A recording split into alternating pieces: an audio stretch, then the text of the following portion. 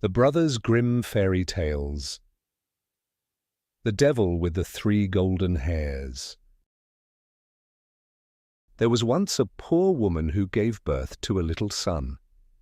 And as he came into the world with a caul on, it was predicted that in his 14th year he would have the king's daughter for his wife. It happened that soon afterwards the king came into the village, and no one knew that he was the king. And when he asked the people what news there was, they answered, "A child has just been born with a caul on. Whatever anyone so born undertakes turns out well." It is prophesied, too, that in his 14th year he will have the king's daughter for his wife. The king, who had a bad heart and was angry about the prophecy, went to the parents and, seeming quite friendly, said, "You poor people, let me have your child and I will take care of it." At first they refused, but when the stranger offered them a large amount of gold for it, and they thought, "It is a luck child, and everything must turn out well for it," they at last consented, and gave him the child. The king put it in a box and rode away with it until he came to a deep piece of water. Then he threw the box into it and thought, "I have freed my daughter from her unlooked-for suitor." The box, however, did not sink, but floated like a boat, and not a drop of water made its way into it, and it floated to within 2 miles of the king's chief city, where there was a mill, and it came to a standstill at the mill dam. A miller's boy, who by good luck was standing there, noticed it and pulled it out with a hook, thinking that he had found a great treasure, but when he opened it, there lay a pretty boy inside, quite fresh and lively. He took him to the miller and his wife, and as they had no children they were glad, and said, "God has given him to us." They took great care of the foundling, and he grew up in all goodness. It happened that once in a storm the king went into the mill, and he asked the mill folk if the tall youth was their son. "No," answered they, "he's a foundling. 14 years ago he floated down to the mill dam in a box, and the mill boy pulled him out of the water." Then the king knew that it was none other than the luck child which he had thrown into the water, and he said, "My good people, could not the youth take a letter to the queen? I will give him 2 gold pieces as a reward." "Just as the king commands," answered they, and they told the boy to hold himself in readiness. Then the king wrote a letter to the queen, wherein he said, "As soon as the boy arrives with this letter, let him be killed and buried, and all must be done before I come home." The boy set out with this letter, but he lost his way, and in the evening came to a large forest. In the darkness he saw a small light. He went towards it and reached a cottage. When he went in, an old woman was sitting by the fire quite alone. She started when she saw the boy and said, "Whence do you come, and whither are you going?" "I come from the mill," he answered, "and wish to go to the queen, to whom I am taking a letter, but as I have lost my way in the forest, I should like to stay here overnight." "You poor boy," said the woman, "you have come into a den of thieves, and when they come home they will kill you." "Let them come," said the boy. "I am not afraid, but I am so tired that I cannot go any farther." And he stretched himself upon a bench and fell asleep. Soon afterwards the robbers came and angrily asked what strange boy was lying there. "Ah," said the old woman, "it is an innocent child who has lost himself in the forest, and out of pity I have let him come in. He has to take a letter to the queen." The robbers opened the letter and read it, and in it was written that the boy, as soon as he arrived, should be put to death. Then the hard-hearted robbers felt pity, and their leader tore up the letter and wrote another, saying that as soon as the boy came, he should be married at once to the king's daughter. Then they let him lie quietly on the bench until the next morning, and when he awoke they gave him the letter and showed him the right way. And the queen, when she had received the letter and read it, did as was written in it, and had a splendid wedding feast prepared, and the king's daughter was married to the luck child, and as the youth was handsome and agreeable, she lived with him in joy and contentment. After some time the king returned to his palace and saw that the prophecy was fulfilled, and the luck child married to his daughter. "How has that come to pass?" said he. "I gave quite another order in my letter." So the queen gave him the letter, and said that he might see for himself what was written in it. The king read the letter and saw quite well that it had been exchanged for the other. He asked the youth what had become of the letter entrusted to him, and why he had brought another instead of it. "I know nothing about it," answered he. "It must have been changed in the night when I slept in the forest." The king said in a passion, "You shall not have everything quite so much your own way. Whosoever marries my daughter must fetch me from hell 3 golden hairs from the head of the devil. Bring me what I want, and you shall keep my daughter." In this way the king hoped to be rid of him for ever. But the luck child answered, "I will fetch the golden hairs. I am not afraid of the devil." Thereupon he took leave of them and began his journey. The road led him to a large town, where the watchman by the gates asked him what his trade was and what he knew. "I know everything," answered the luck child. "Then you can do us a favor," said the watchman, "if you will tell us why our market fountain, which once flowed with wine, has become dry and no longer gives even water." "That you shall know," answered he. "Only wait until I come back." Then he went farther and came to another town, and there also the gatekeeper asked him what was his trade and what he knew. "I know everything," answered he. "Then you can do us a favor and tell us why a tree in our town, which once bore golden apples, now does not even put forth leaves." "You shall know that," answered he. "Only wait until I come back." Then he went on and came to a wide river over which he must go. The ferryman asked him what his trade was and what he knew. "I know everything," answered he. "Then you can do me a favor," said the ferryman, "and tell me why I must always be rowing backwards and forwards, and am never set free."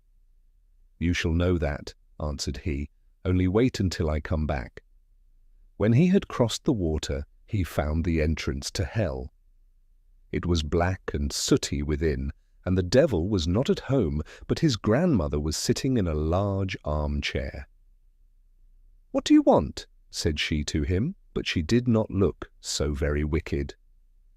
"I should like to have 3 golden hairs from the devil's head," answered he, "else I cannot keep my wife."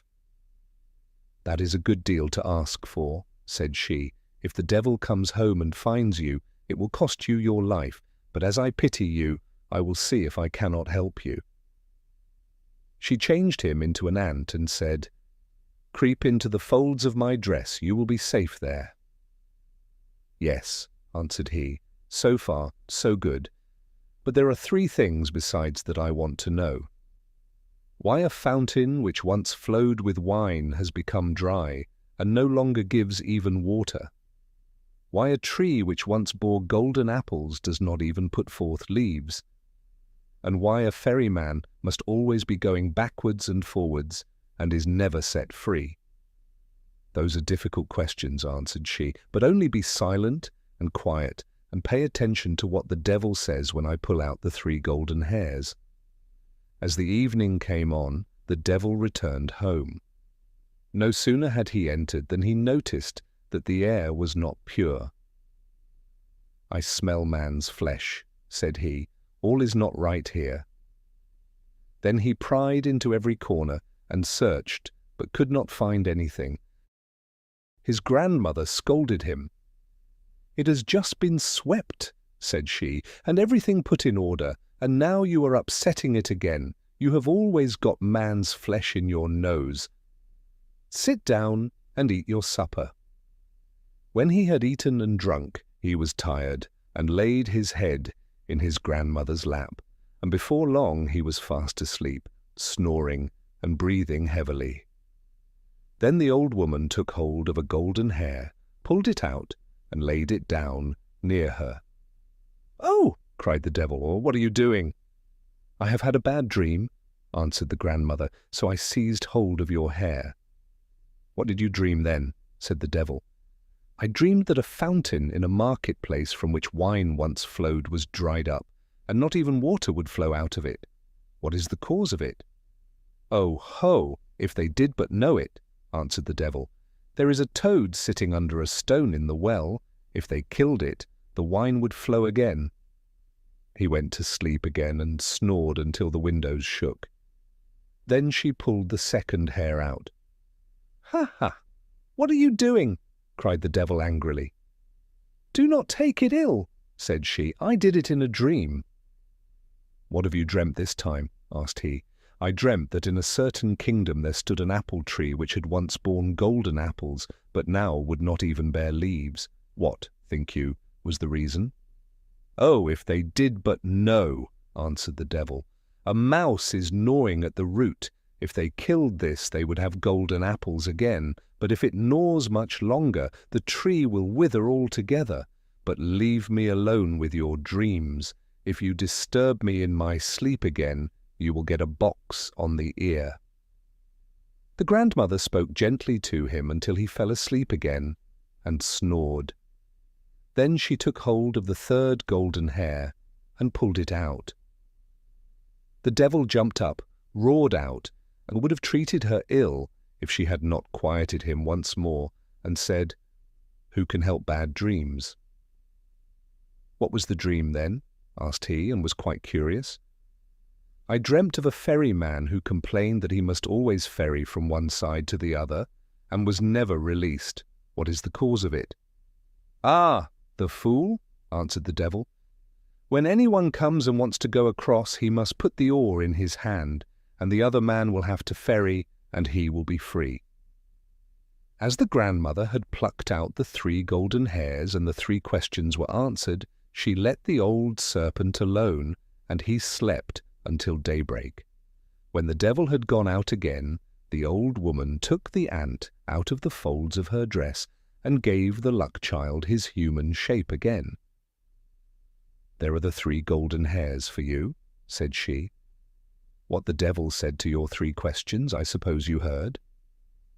"Yes," answered he, "I heard, and will take care to remember." "You have what you want," said she, "and now you can go your way." He thanked the old woman for helping him in his need, and left hell well content that everything had turned out so fortunately. When he came to the ferryman, he was expected to give the promised answer. "Ferry me across first," said the luck child, "and then I will tell you how you can be set free." And when he reached the opposite shore, he gave him the devil's advice. "Next time anyone comes who wants to be ferried over, just put the oar in his hand." He went on and came to the town wherein stood the unfruitful tree, and there too the watchman wanted an answer. So he told him what he had heard from the devil. "Kill the mouse which is gnawing at its root, and it will again bear golden apples." Then the watchman thanked him, and gave him as a reward 2 asses laden with gold, which followed him. At last he came to the town whose well was dry. He told the watchman what the devil had said. "A toad is in the well beneath a stone. You must find it and kill it, and the well will again give wine in plenty."